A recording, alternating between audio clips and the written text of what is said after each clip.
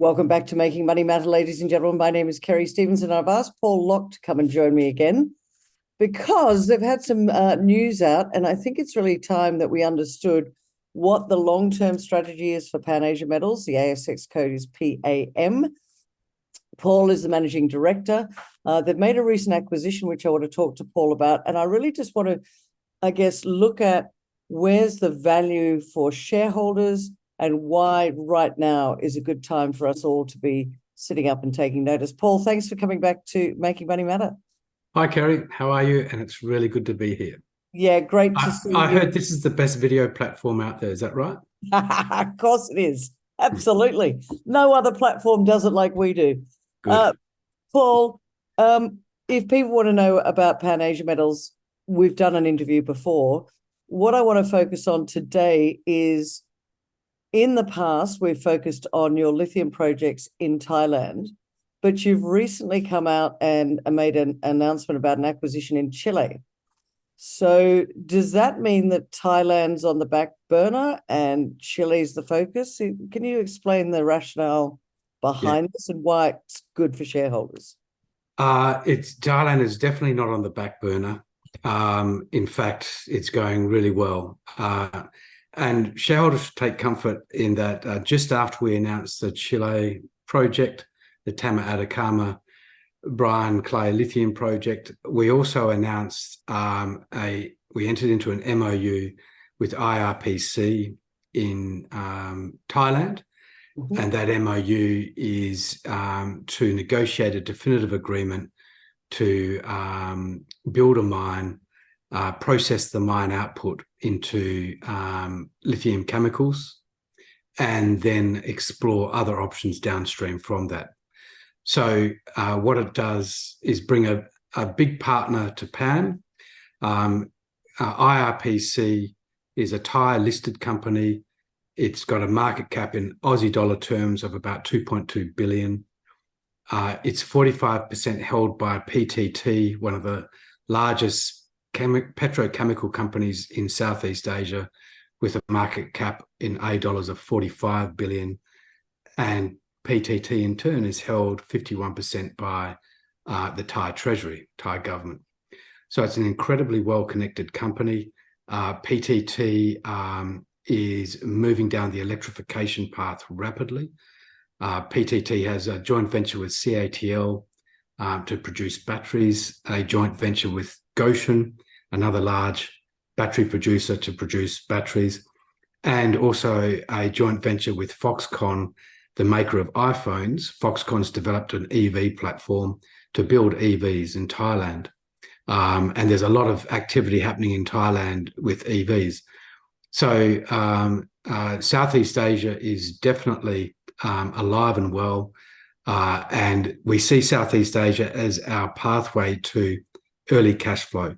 So with a partner like IRPC, and by association PTT, CATL, Gotion, Foxconn, and also the MOU with VinES in Vietnam, and by association VinFast, which is got a market cap of I think about 75 billion, and Gotion again. We're keeping really good company, and we're probably one of the best set up companies to actually deliver an operating mine and produce lithium carbonate. So that's my long answer to your question. Have we gone cold on Thailand and Southeast Asia?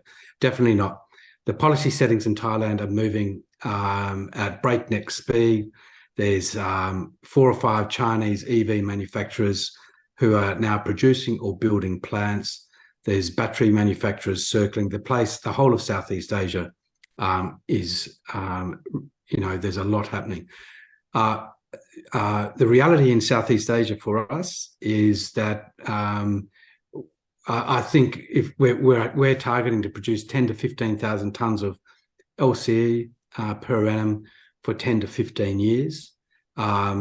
At this point, unless we have really fantastic success at Kadatong, that would sort of be the limit, which is still fantastic because we're in a very low cost operating environment.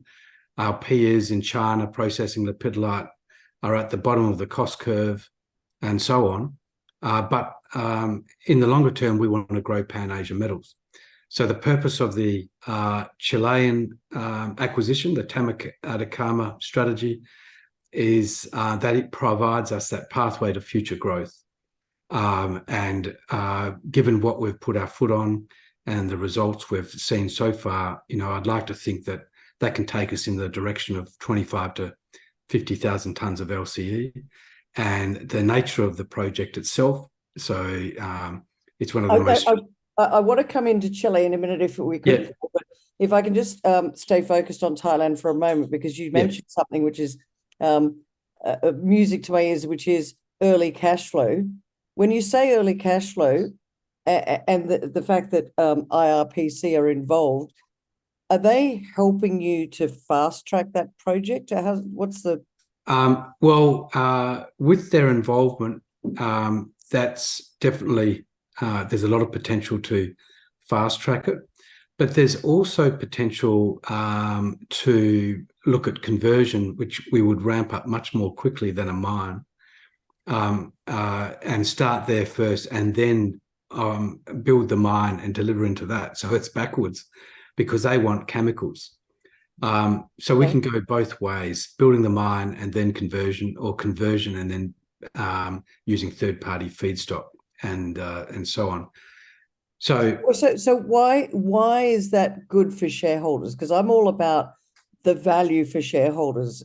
Just explain to us why that's going to be very good for PAM shareholders. Well, it's good for PAM shareholders because we can build the idea is that we've got two pathways to early cash flow, the mine and the conversion facility. It doesn't have to be in a serial, it doesn't have to be one then the other. It can be either way around, whichever looks better to start with and can get us to cash flow earlier. So these are the sorts of discussions we're having. If we look at the sorts of margins we should make in Southeast Asia, both in mining and conversion, for our shareholders, it's a very good outcome. So we're working hard to actually get to cash flow as quickly as possible, and I'm open to which way that happens. Okay, so would IRPC be very involved in on the funding side of this as well? Most definitely. The idea is it's going to be a joint venture, and one of the big advantages we have, and I have talked of this before, I've always said with the right partner, one of the advantages we have is that when we're associated with big balance sheets, which are well established with the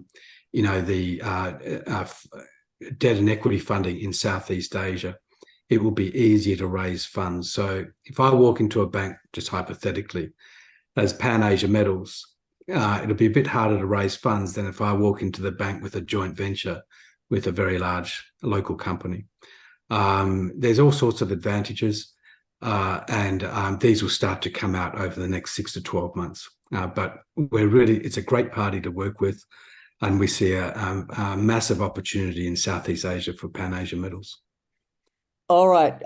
So a lot's going to be happening in the next 6 months with that MOU, that joint venture, and moving that forward. And you see that moving forward quite rapidly? It's full steam ahead. In fact, Grant Harmon, who in our presentation, he's listed as our consultant chemical engineer. So Grant has over 14 years experience in lithium. He began with Talison 14 years ago.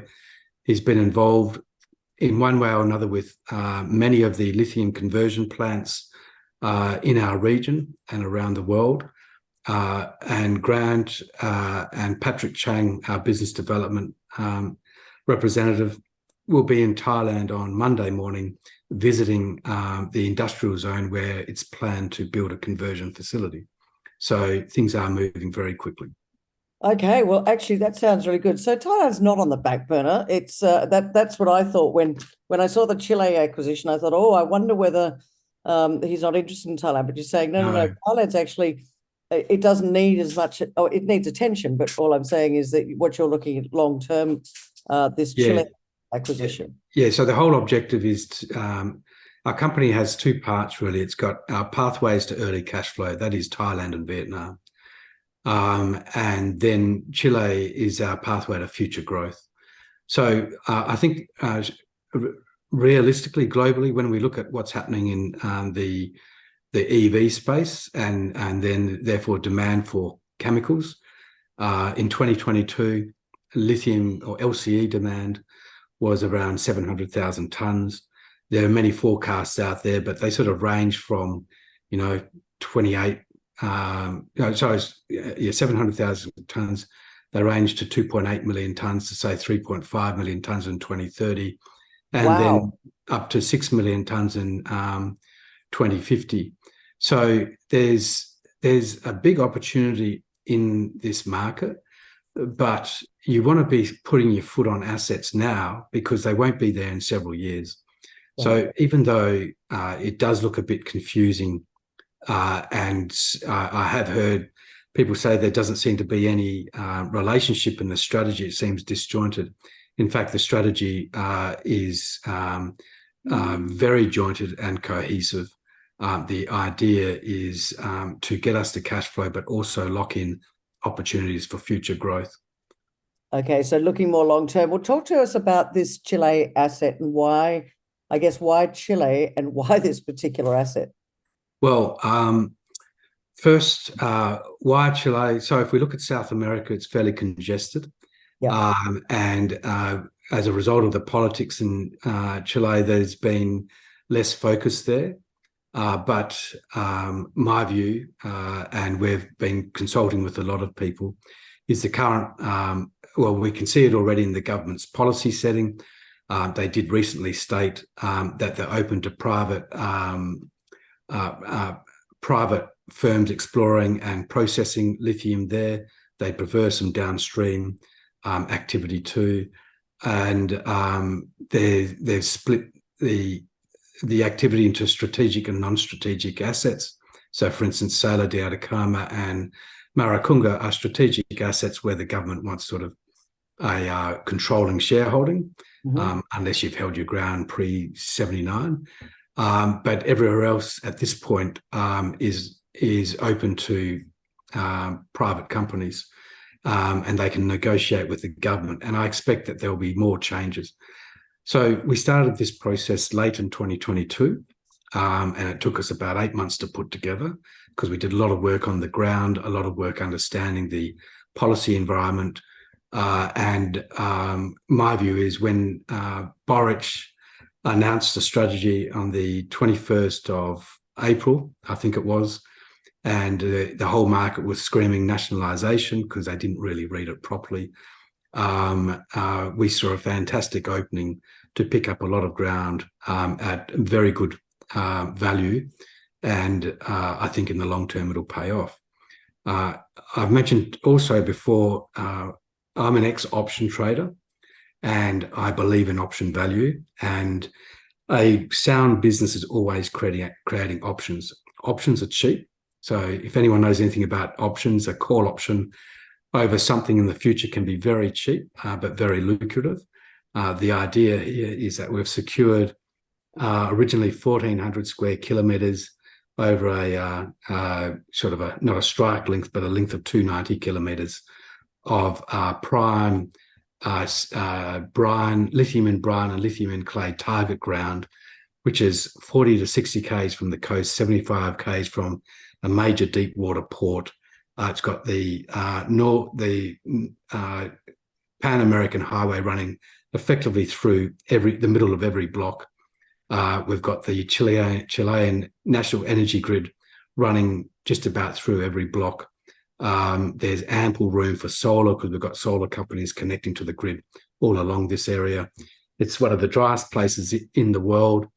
We're at about 1,000 meters, so our evaporation rates are super high. The next level is the Atacama at, say, just over 2,000 meters.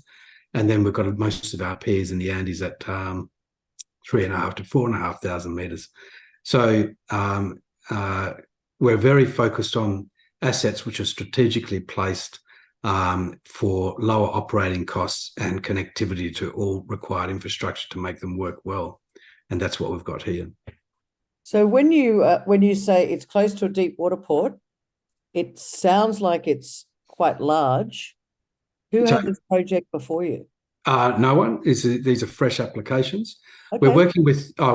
That's actually not quite correct. We're working with two parties, which was in our announcement, and we entered into an MOU to secure the core of the holding, and then we expanded with their help because they're now working with Pan Asia to expand that holding. So from this point forward, it's just anything coming in right so far is just fresh applications, but we've locked up all of the available ground. So it's not as if there's vacant ground there anymore, but 6 months ago there was. Okay, I think you've got a picture that you can share with us, because I think I often say picture tells 1,000 words, and I'd love to just get a visual of where the ground is. And there we go. Oh, look at that. Yep. So this map's on its side because Chile is quite a long, thin country. Yep. But so this is the Tama Atacama lithium project. And to the south, we've got the power line holdings. And then there's seven prospects going right through to Dolores North. So it's over 290 kilometres. And you can see Iquique, which is quite a large population centre with a deep water port and a large commercial airport nearby. And you can see in these pictures below, it's a very dry environment. There's the power line running essentially through, or right up along, near the road, and we've got great infrastructure, and there's a massive amount of mining here. So it's an incredibly mining-friendly region. The key to this, and I must stress that this is we call it our pathway to future growth, because our focus is Thailand. That's where our cash is going to get that up quickly. Okay. But here we see some great opportunities. So this map is slightly out of date because we just added in another 200 square kilometres. But this is the Sala Pintados, and we've got assays here, a lot of assays. You'll see they follow the roads of 650 to 2,200 ppm. So many of the pink dots are at 1,000 ppm and over. They're surface assays. And that's an incredibly high grade for surface assays for lithium on the Sala. So this project actually has potential for both lithium clays and lithium brines. And also you'll see this big white area here. That's actually potassium rich there. Oh. So that's quite interesting. So this would be the sort of project where we'd be producing a potash and lithium and potentially a couple of other byproducts.